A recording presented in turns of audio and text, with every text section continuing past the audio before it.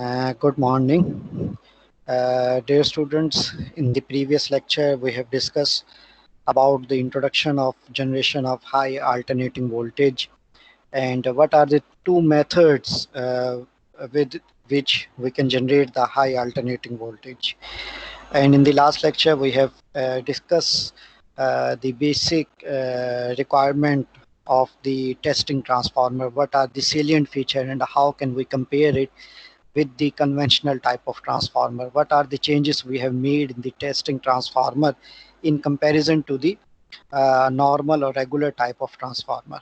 So in today's lecture, we are going to we are going to study the construction of the test transformer, and after this we will go for the working of the test transformer and what are the limitation included in the test transformer. After this, we will go that how can the limitations and the disadvantages of the test transformer are avoided. So basically these are avoided with the help of cascaded transformer, which is the last topic of our lecture.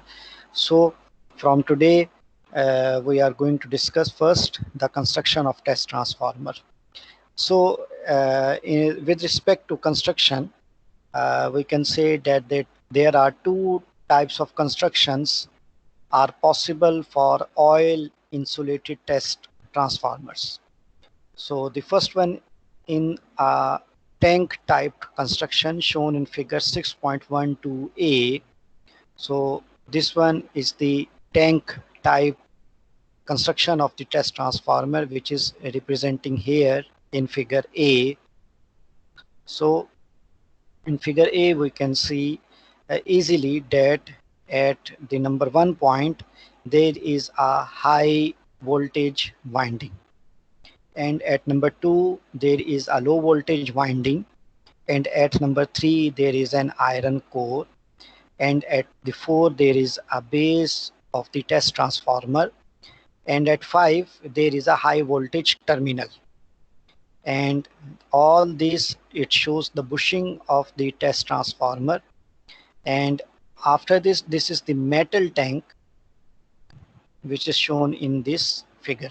So this diagram basically representing the construction of the tank type transformer.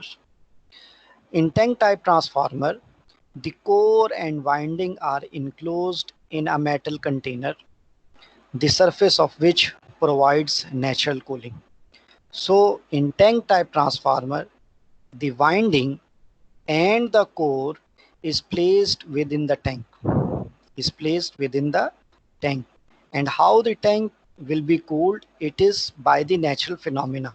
Definitely the air, the atmosphere outside the tank takes the heat away from the tank. So it works on the principle of natural cooling. However, with working with high voltages, so if we are going to produce a very high voltage, the cost of bushing is high and the space requirement is also high. Definitely, if there is more voltages, there will be more stress, there will be more heat. And in order to avoid the stress and heat, we have to enhance the size of the bushing. And definitely the size of overall tank. So definitely the space of the test transformer becomes very large. So how can we overcome this type of issues in order to generate the high voltages? So this problem is overcome with the help of an insulated enclosure transformer. Which is shown in figure B. So this figure shows the insulated enclosure transformer. Wherein again there is a high voltage winding. After this, there is a low voltage winding, which is represented by 2. And at 3, there is an iron core.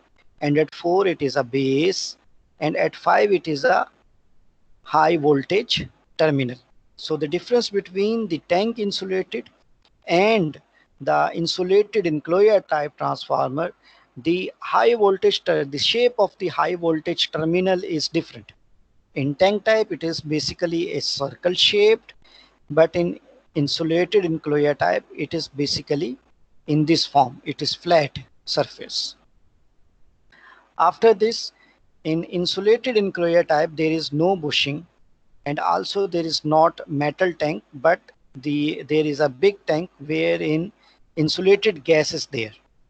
Some insulated enclosure is there, which is represented by this one, and this insulated enclosure is filled with SF6 gas in order to avoid any hazardous situation.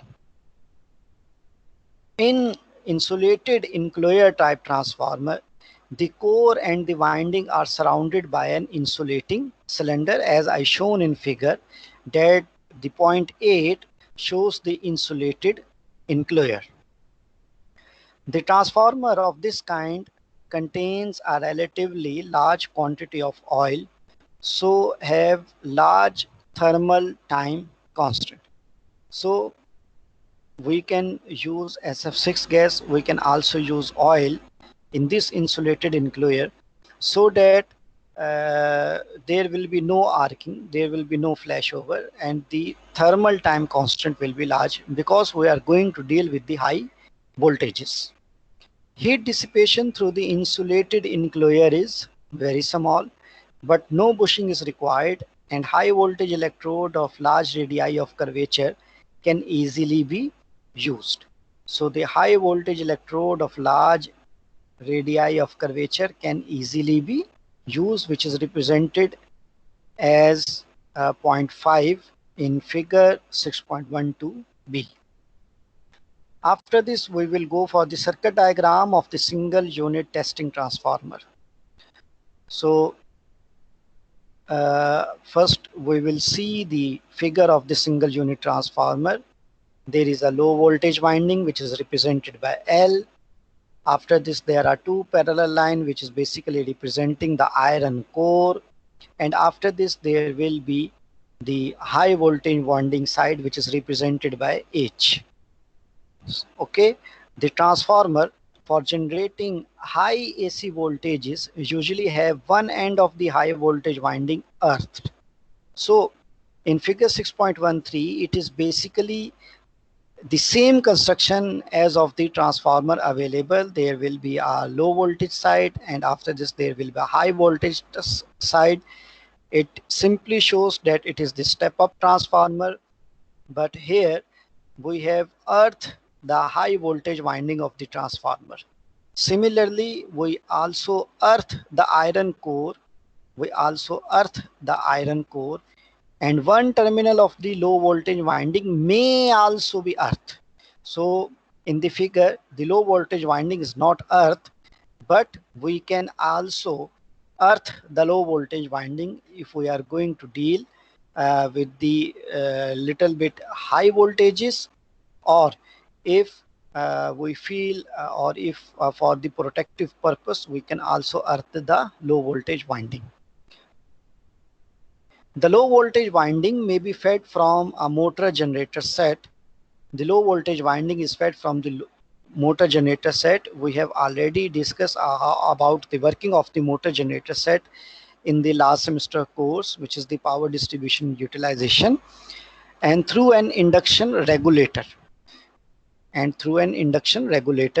How much is the potential we are going to apply at the low voltage side?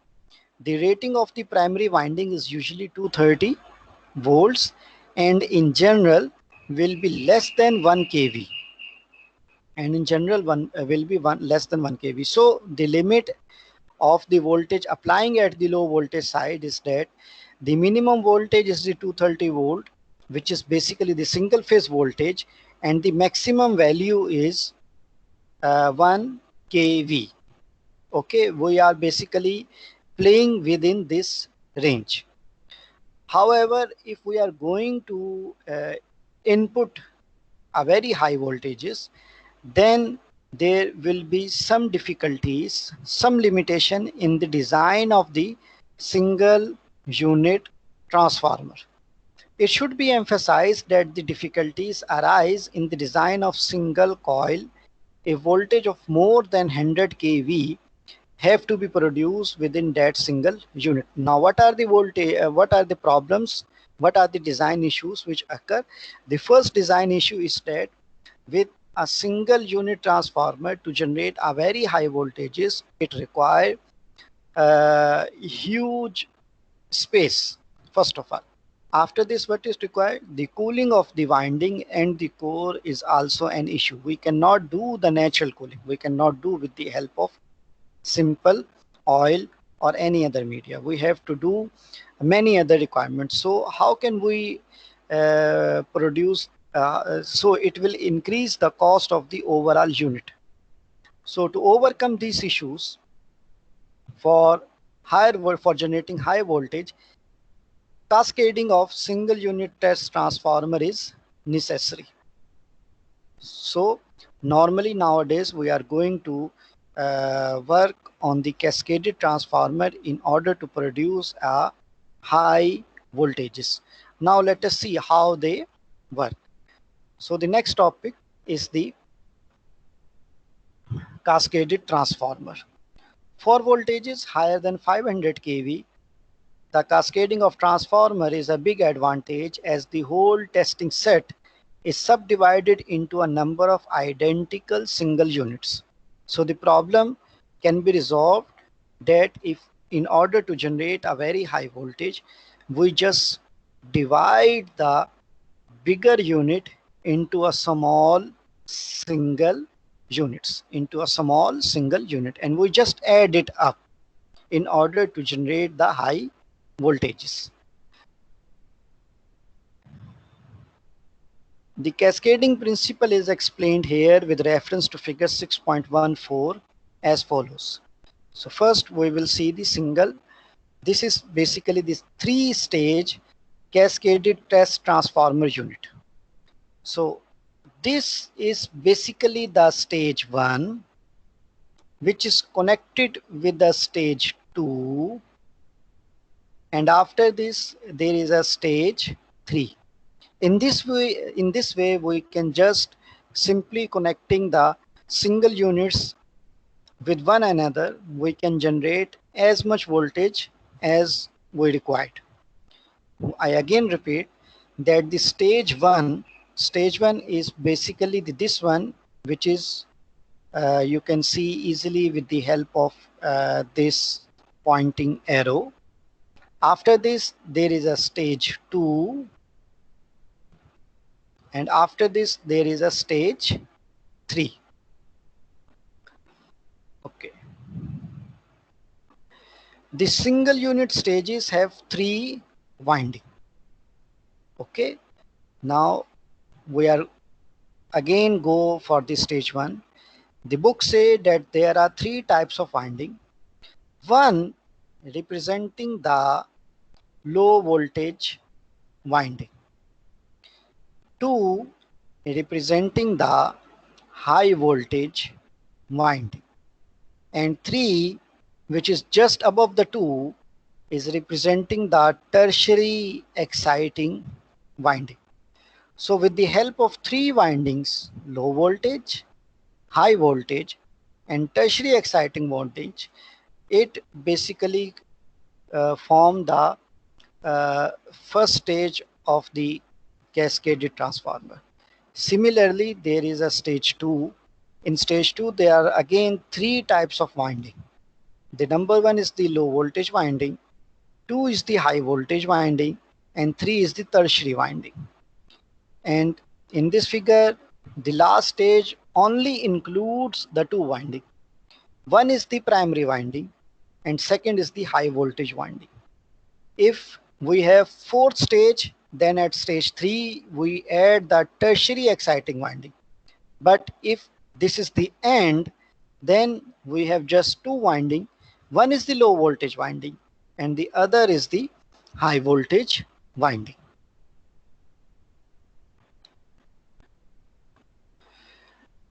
The winding 1 of stage 1, which is the winding 1, which is the low voltage winding, is supplied from the low voltage supply. The low voltage supply, it may be our home supply, which is just the 230 volt, or it may be 440 volts, but less than 1 kV. Okay, the high voltage output of this stage is V. Okay, in the again we see that the low voltage supply is just the 230 volts or any potential level between 230 volt and 1 kV. And at stage 2 there is high voltage output, which is represented by V volts, which is the output. Now the potential level is step up. This V volt may be any. It may be any K. It may be any M. Okay. It is the high voltage because there is, if we ignore for the time being the stage, this is tertiary exciting winding. It basically representing just the step up voltages, just like the testing transformer. So we just enhance the potential level from the low voltage to the high voltage end. And how much voltage we generated? We generated the V volts. The exciting winding of this stage supplies winding 1 of the second stage. Okay, so this tertiary exciting winding, which is also the output of the stage 1, basically the input is 1, which is low voltage winding, and the output is divided into 2 parts. Some value is obtained at 2 and some value is obtained at 3. At 2 we are clear that there is a step of voltage which is V volts. Then how much is the potential at point 3? The books say that at point 3 there is the same potential as at 1. Okay, at 3 we just adjust the turn ratio in such a way that the potential at 3 is same as at 1. Are you clear? After this, how much is the potential is there? It is just like 1. So the 1 potential level is appeared at the input of the second stage transformer.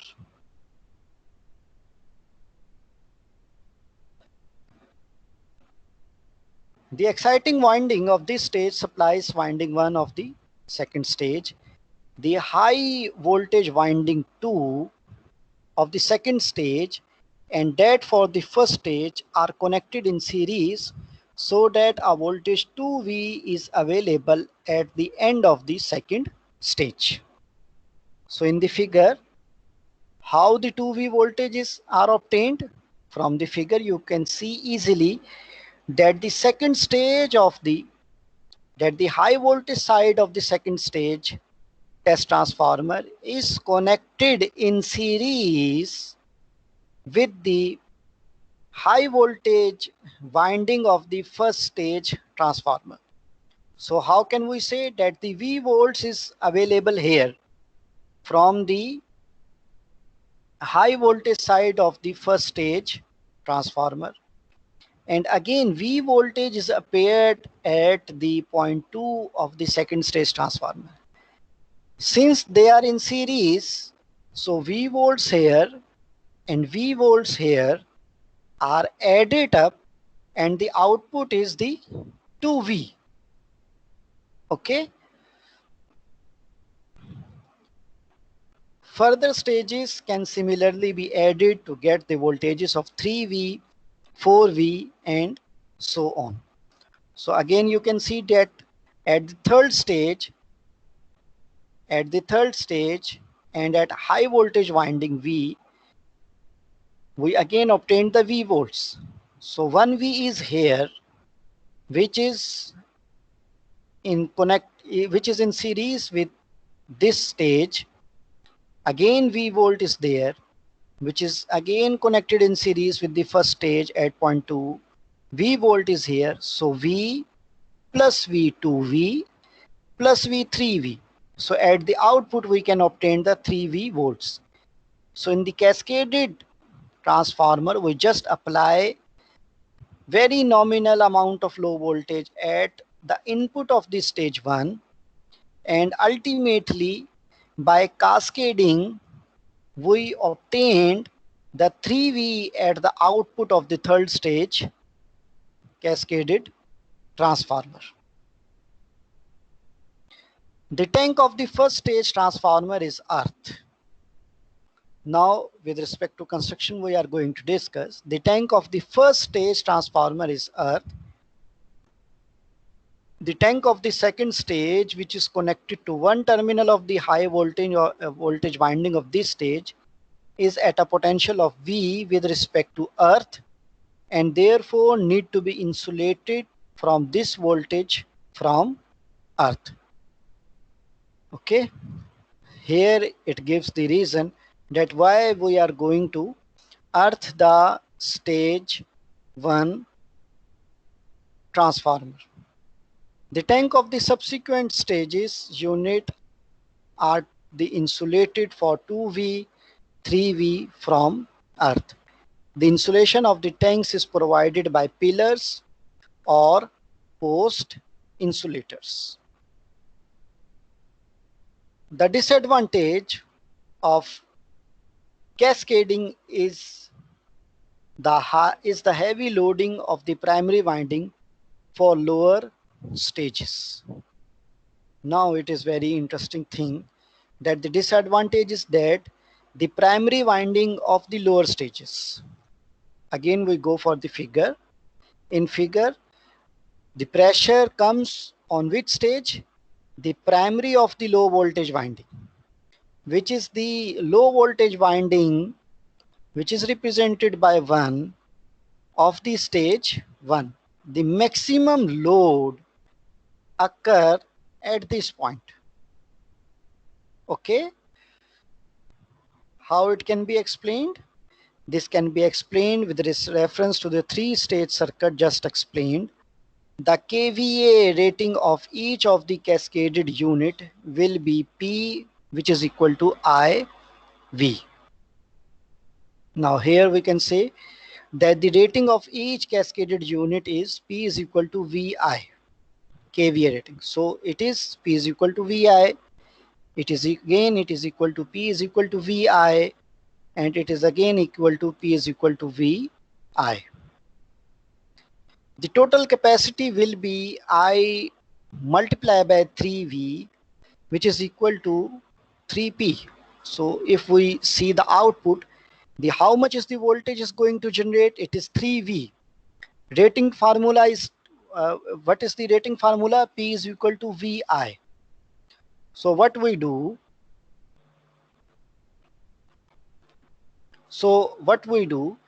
We just put V is equal to 3V over here.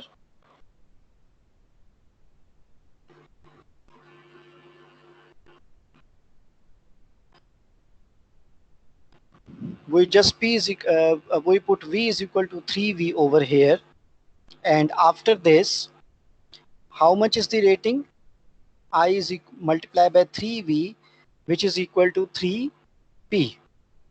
So the low voltage winding 1 of the third stage will have a capacity of P, which is drawn from the exciting winding 3 of the stage 2. Okay, therefore the winding 1. So how much is the rating at point 1 is simple P. How much is the rating at the point 1 of stage 2? P plus P. So here it is 2P. And after this, here 2P, and at this point it will be P. So 2P plus P, which is equal to 3P. Finally, the low voltage winding 1 of the first stage transformer has to be loaded with P due to high voltage winding of the stage plus 2P due to exciting winding of that stage, that is 3P. So the loading of the primary of the low voltage winding is 3P. So we have to overcome this issue by some other means. So for today it is enough. And in today's lecture, we have discussed about the construction of the single unit test transformer, wherein we have discussed its two types. After this, we have discussed the construction, and in the same way, we have also discussed the working and what are the limitations. And the limitation of the single unit test transformer is overcome with the help of the cascaded transformer. In cascaded transformer, we have explained the construction after this working, and in the last stage, we have discussed the limitation of the cascaded transformer. So for today, it is enough. And if you feel any confusion in today's lecture, you can discuss with me during the lecture hour uh, in the discussion session. So thank you very much, and Allah Hafiz.